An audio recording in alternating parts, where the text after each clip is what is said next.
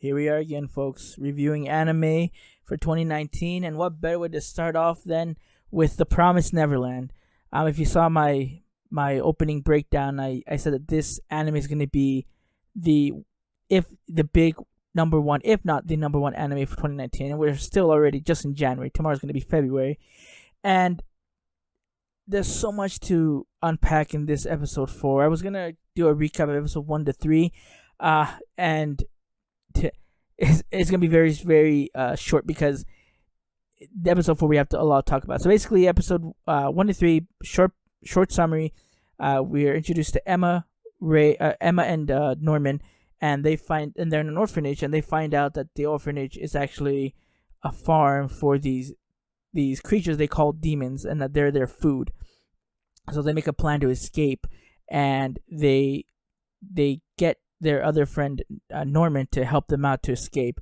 And as they're making their plans, the caretaker whose name is Mama gets a second adult, which confuses the heck out of them because they don't know how there's a second adult, but they know that this is to keep an eye on them. And then they kind of test themselves against and her name is Sister Crone, with a game of tag to see how they would fare running away from someone as fit as Mama and as Sister Crone. So they learn a lot from that, and now they believe that there's a traitor among them, and that's where we kind of end off episode 3. So now we're in episode 4. Okay, so again, a lot of things to talk about. But let's go into the first part here. So there's this intense scene that happens after you see Norman hide away some rope with Sister Crone and Mama, where Mama basically says, "You're here just as insurance. You're here to make sure that everything that the kids are behaving, and I don't need you to go and find out who is the ones that saw the shipment of the kids and that they're being eaten." She says, "You don't have to do that. That's not your job." And then promises her that she will put in a good word so that she'll become a mama after all this is over. And just basically putting Sister Crone underneath her thumb, be like, "No, you can't don't go out of line. Just behave, and everything will be fine." And she is pissed. Sister Crone goes back into her room, and she is livid. She rips the head off her little stuffed baby, and just is furious, and just like, I'll become mama of this farm one day. So basically, she's gonna be plotting to take Mama down and dethrone her. Intense stuff right there. But then we move on to the kids again, and what they're doing now is they're doing game of tag, but they're doing it in teams now. So Norman has a team, Emma has a team, and then people they're finding him with Ray, they have a team to search to help the kids get better at training, but also to basically do a simulation of what they're going to do when they actually escape. So really, really cool stuff. And after they do this, Ray, Emma, and Norman sit near the wall, and they talk about how are we going to find out this traitor. And they talk about Phil, and basically Emma freaks out. She's like, "No, I can't even think about that." And Ray says something really good. It's like, you can't be that way. Even though you don't want to think about it, you have to really think who could be the traitor, because this is life or death. Okay, so all this, and so as they're talking about this, they also want to tell Dawn and Gilda have them be part of the escape and to know what's exactly going on. So to preface this, so right before they actually tell Dawn and Gilda, I want to talk about a little animation thing that they did here as they're walking up to the room, like I think on the second or third floor, to meet with Dawn and Gilda in like a library type place. But the way that they did it was eerie, because they did it where the camera is kind of going through the hall, and the hallway and everything looks 3D, and then it kind of turns the corner to go up the stairs, and it gets all black, and then you see the light illuminating again. So it's very 3D. It feels like a game. It feels like Resident Evil or some type of horror game that you're walking through, and it was eerie, but it was really well done. I have to give props to that. I can't believe that they did it that way. It was awesome. But anyway, so they do that. They get to I'm gonna call it the library, and they basically Emma's the one that wants to tell them, and she tells Ray, Norman, "Let me talk to them," and she doesn't tell them the truth. she tells him that there's human trafficking and that all the kids are being sold off to these people. And Dawn doesn't believe, thinks it's a joke, and actually gets mad at Emma, saying how when she basically says, well, she doesn't say it, but she confirms that Mama's in on this too. She's like, yeah, you can't talk about her that way. And Gilda's the one that puts sense into him, stating, Ray has been serious, Emma's been serious, like there's no way that they would lie about this. And so this convinces them to escape. And one thing I can to mention, like they were originally planning to escape a month and a half from the date that they found out, but now Norman wants to go in 10 days, and they're like, it's possible, but it's gonna be hard. They have to get their training and everything done. Ray has to get his little device that renders the transmitters like useless, has to get that done in that 10 days. So a lot of things to do. As they're leaving, Ray is pissed off at Norman because he's like, how can you let her say these lies to them? Telling them that there's a possibility that they're alive. Like, that is the cruelest thing you can do. And Norman's like, well, they ask, are you going to tell them the truth? That's what Ray asks. And Norman's like, we'll get to that bridge when we get there. And then he says, I still haven't ruled them out as spies. And he states that he's going to tell Dawn that the ropes are underneath the bed, which they are. And he's going to tell Gilda that the ropes are in the ceiling, I think on the second floor near the bathroom.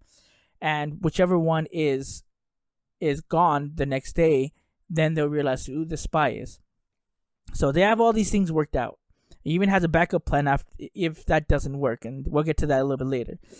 But later that night, again, this show is throwing you like suspicious people who could possibly be the spy. They're throwing the suspicions right in front of you, because in the nighttime you see Gilda, and she wakes up in the middle of the night, and then she puts on her glasses, and you see like this eerie face that she puts on, and then walks over to Sister Crone's room. But they do a little bit of trickery in here, because as she's walking there, we get a glimpse of Mama, of where she's at, and you see this piece of paper slide underneath the door, and it tells that the ropes are under Norman's bed. So this is actually telling us that Dawn is the traitor. But it's just like, but wait, but we just saw Gilda walk. So how does that make any sense? Well, we'll get to that. So we get to Sister Crone, and Emma's there trying to listen on, because she doesn't want to believe that Gilda is the spy, but she has to verify that. So she's listening into their conversation, and basically Gilda just says, I'm fine, Sister Crone. Like, you don't have to worry about me. Sister Crone's like, oh, but I do worry about you. You looked so sad. But she, thank you, but I don't need that anymore. Thank you. And then as she's leaving, she says, oh, so Emma told you everything, and it just freezes her. And you see Sister Crone get near Gilda, and has this creepy face, and just like, she told you everything, right? It's like, who else knows? Like Ray, Norman, all this stuff, and Gilda like gets some balls and it looks like it pushes Sister Crone away. It says, stop it. Like, I just had a fight with Emma. That's all. We're all good. Leave me alone. And as she's leaving, Sister Crone gets near her and says, if Emma lies to you, come back to me. And that's the last thing she not whispers it, but gets close to her ear and tells her that. Then leaves, and Sister Crone is just upset. She's like, well, if she's not gonna help me, someone else will. And Emma and Gilda, embrace, and she's happy that she's not the spy. Well, anyway, so that's done.